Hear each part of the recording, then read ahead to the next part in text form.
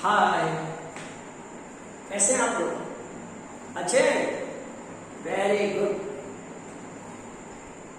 Mask लगाइए, social distancing को follow करिए, वैक्सीनेशन करिए, ये सारे इस समय जरूरी हो गए हैं। लेकिन सबसे जरूरी है अपनी पढ़ाई को बनाए रखना, जिसमें आपकी हेल्प करेगा कौन? मैं, और आपको फिजिक्स फ्लेवर। इसलिए इसको ज्यादा से ज्यादा दोस्तों के साथ शेयर करिए, टीचर्स के साथ शेयर करिए, खुद सब्सक्राइब करिए और अपने सभी जानने वालों को सब्सक्रिप्शन के लिए रिकमेंड करिए। यही हमारी फीस है, क्योंकि फीस तो कुछ मैं लूंगा ही, इट्स फ्री ऑफ कास्ट।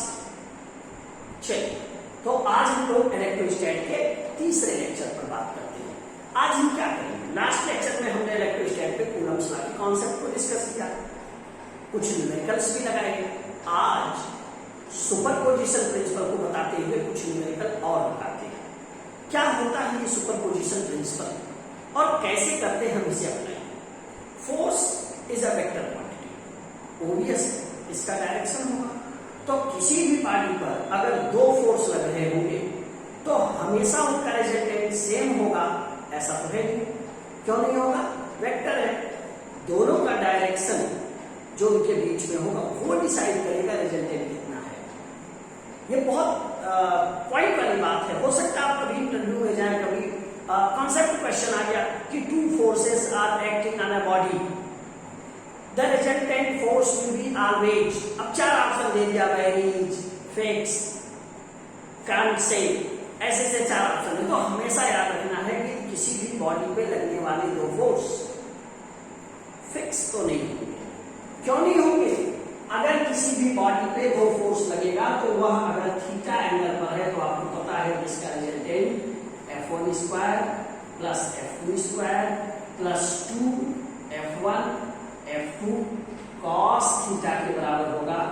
अगर किसी भी बॉडी पर, ये एक बॉडी है और इस बॉडी पे अगर दो फोर्स आपका लग रहा है F1 और F2 और इनके बीच का एंगल है थीटा,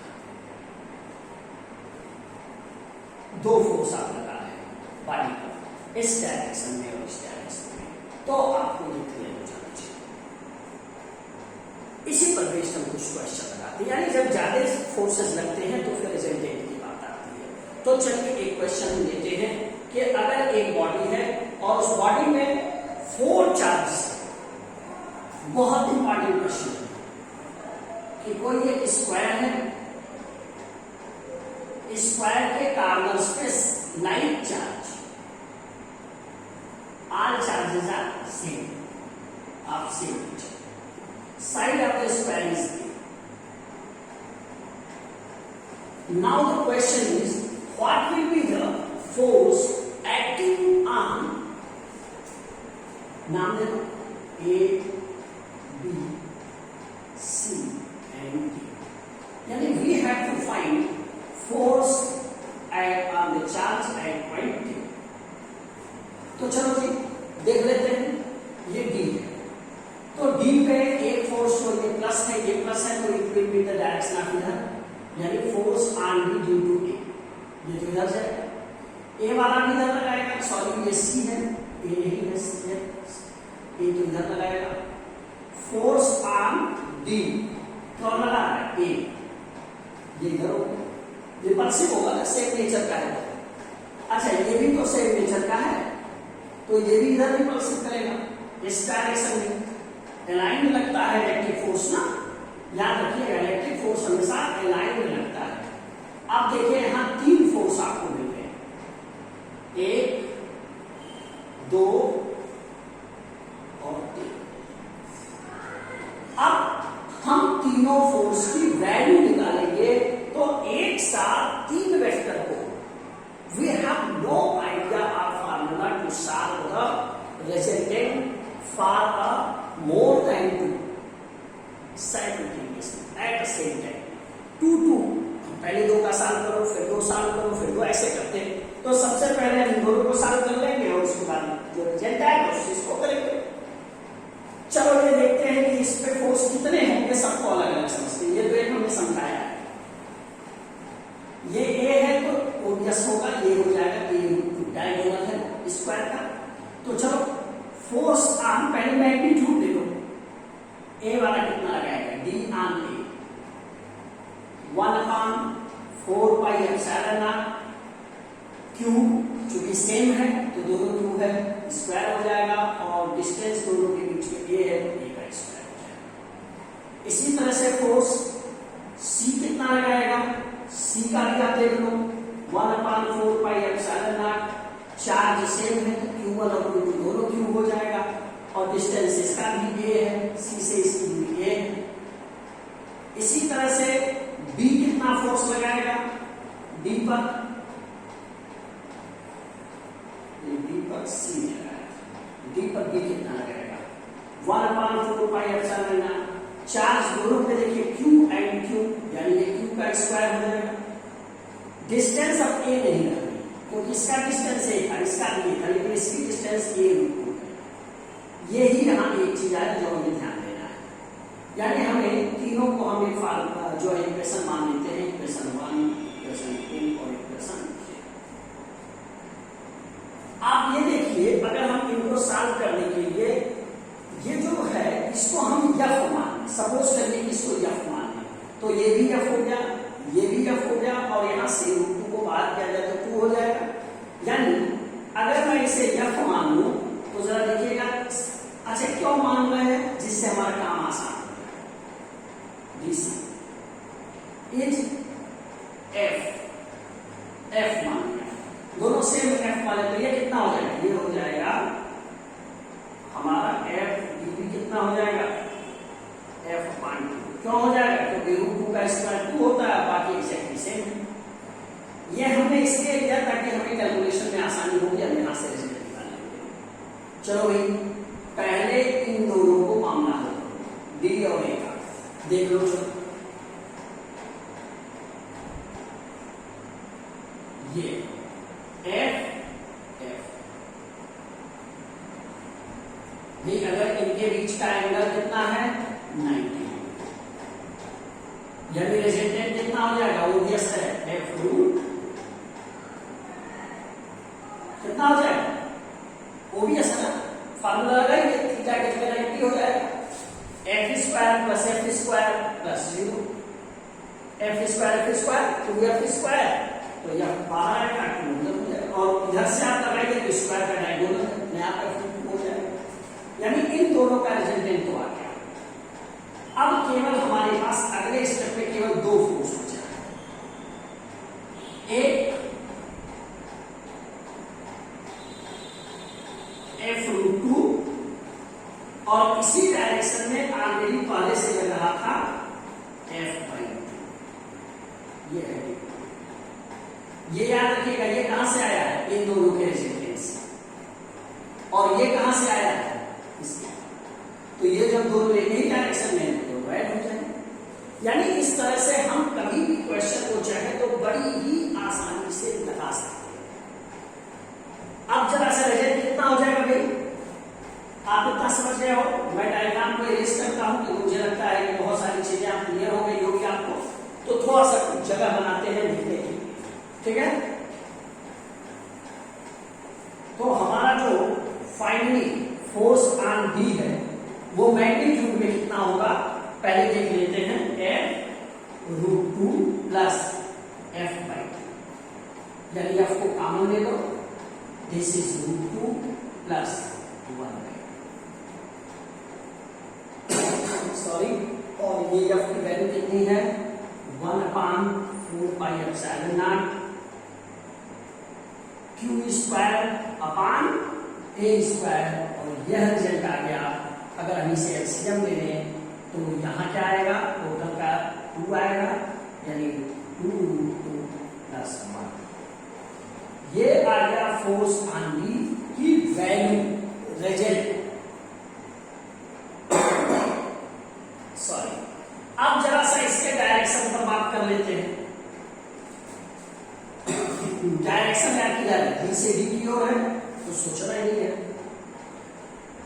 कैप लगा दो, तो यहां ऐसे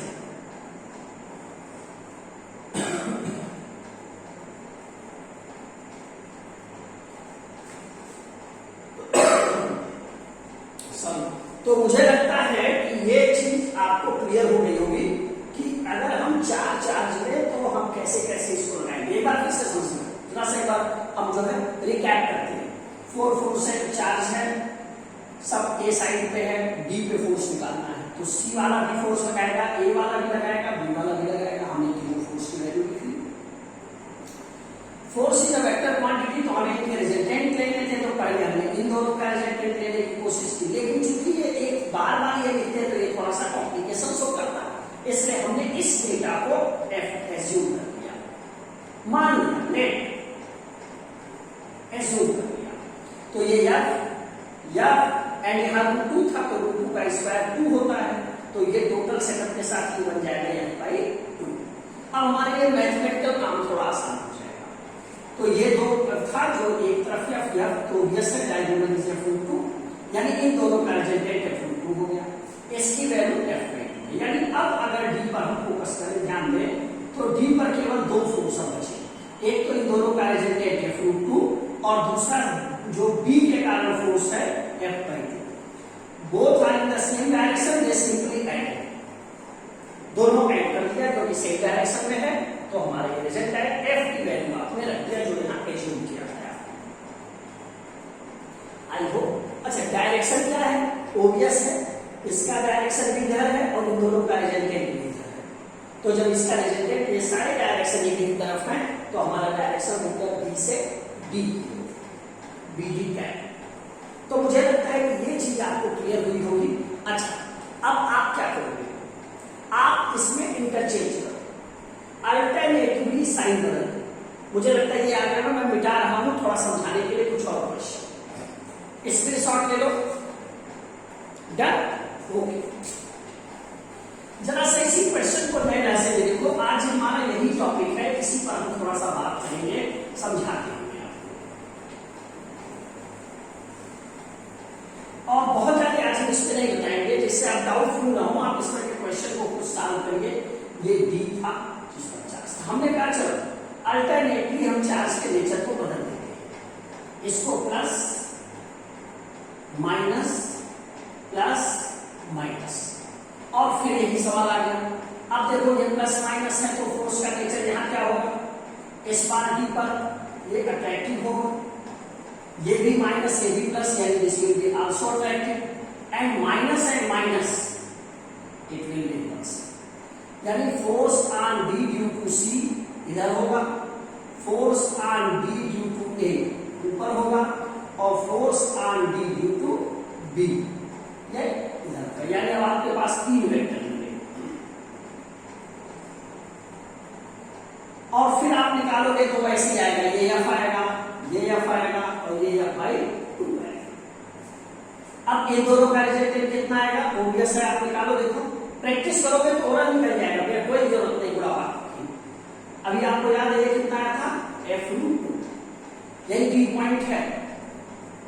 थोड़ा सा स्मार्टली काम करना पड़ेगा, तो अगर तुम्हें कंपटीशन निकालना है तो हार्ड वर्क नहीं करना है, स्मार्ट वर्क करना है। फट से आपके इस तरह के क्वेश्चन को आप जानते हो, तुरंत आप फोर्स निकालो, फोर्स से तुम इस तरह से सिंप्लीफाई कर लो। अभी इन दोनों का रिजल्टेंट मिल गया, अब तुम्हारे पास केवल दो फोर्स बचे, एक तो f/2 और एक रिजल्टेंट f/2, दोनों अपोजिट है, तो इफेक्टिव फोर्स कितना हो जाएगा? F इफेक्टिव, ओबियस है, अपोजिट है, तो इसमें से सब्ट्रैक्ट हो जाएगा। तो मुझे लगता है, अच्छा डायरेक्शन देख लो, जो बड़ा है which will be greater the direction will be, this is the larger, so direction will be D to B, obvious है, D to B, this is greater, इसका रिजल्टेंट ग्रेटर है f/2, तो डायरेक्शन किधर होगा? D से B, यानी इस force का डायरेक्शन किधर होगा? अगर मैं डायरेक्शन भी यहाँ लिख दूं तो D से B की ओर से डायरेक्शन, मुझे लगता है। अच्छा, वैल्यू f की आप जानते हो, रख सकते हो कॉमन लेकर के, तो देख रहे हो बिना लगाई, अगर पिछले क्वेश्चन की समझ है तो ये आपने सिंसियरली कर लिया।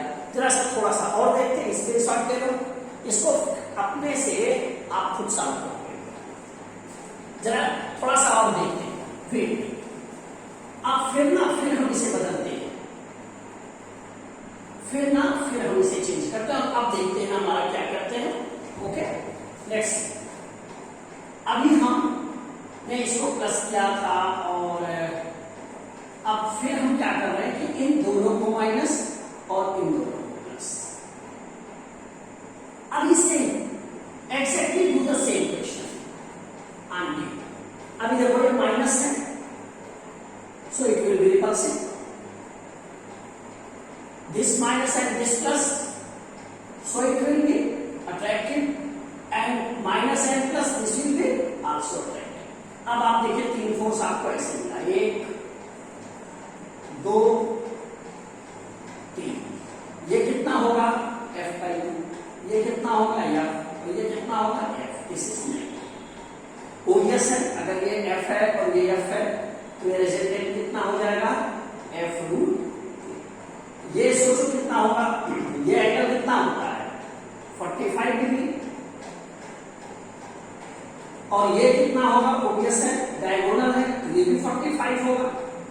इट मींस ये दो वेक्टर आपके पास आए, एक आया F/2 और एक आया F√2, और इनके बीच एंगल कितना हो गया 45 + 45 90। लगा दीजिए फार्मूला, F इज √, F और यानी F√2 का स्क्वायर प्लस F/2 का स्क्वायर, F2 का स्क्वायर प्लस 2F1 यानी F√2, F2 यानी F/2 एंड cos 90। cos 90 के साथ ये टर्म कितना हो जाएगा, केवल ये तो बचेगा। तो मुझे इतना क्या बताना है कि आप वेरी करो, और वेरी करके इस तरह के क्वेश्चन को, और यही क्वेश्चन एक और टाइप का डिस्कस करते हैं, लास्ट टाइप है आज का, इसको जरा डिस्कस करते हैं। ओह सॉरी, आप नोट कर लिया होगा, नहीं तो थोड़ा सा बैक करके आप स्क्रीनशॉट कीजिए। चलो थोड़ा सा इसको साफ करके फिर से इसी तरह का एक और क्वेश्चन लेते हैं, समझाते हैं, क्योंकि मैं साफ नहीं करूंगा, मेरा काम है केवल आपको एक कॉन्सेप्ट देना जिससे आप खुद लगा ए Q Q Q and Q, नाम हो गया नेम ABC। अभी सेंटर O पर इस बार एक चार्ज कैपिटल Q बना, और अब हमारा क्वेश्चन है कि फोर्स ऑन कैपिटल Q जो है वो कितना है। कई तरह के क्वेश्चन हो सकते हैं, ये आया इसी तरह से जैसे मैंने कहा था अल्टरनेटली आप साइन चेंज कर दो, फिर नीचे दो नेगेटिव दो ऊपर पॉजिटिव, तो you have to do the same question ऐसे आ गया। Again a this is the diagonal 0, this is +Q -Q +Q -Q, और यहां कौन है कैपिटल। अब आप इसको बताओ, यहां क्या ध्यान देना है, हर बार इस बार जो चार्ज की डिस्टेंस है वो कितनी होगी, जरा सोचो, ये पूरा कितना था A√2, और ये O से लेकर के C कितना होगा A√2/2। इंटरेस्टिंग, यानी इस बार जो डिस्टेंस R आएगा वो आएगा A/√2। कैसे आएगा, एक लाइन ऊपर निकलेगा। ये बात आपको ध्यान देनी है, ये एक फैक्टर है जो आपको मेमोरी में रखना है या समझ के रखना है। बाकी मुझे लगता है कि यू आर फीलिंग वेल कि कैसे क्वेश्चन लगते हैं। मुझे लगता है कि you will enjoy the today lecture. I need your personal opinion on this video, on this lecture. It's humble request to all of you to share and subscribe this channel maximum as you can. आपके like, subscription, sharing ये मुझे थोड़ी सी energy provide करते हैं। आपका ये energy मुझे और बेटर लेक्चर्स डिलीवर करने में हेल्प करेगा। सो अपना ख्याल रखिए। आगे के लेक्चर में हम किसी और टॉपिक के साथ मिलेंगे, तब तक के लिए अपना ख्याल रखिएगा। Thank you.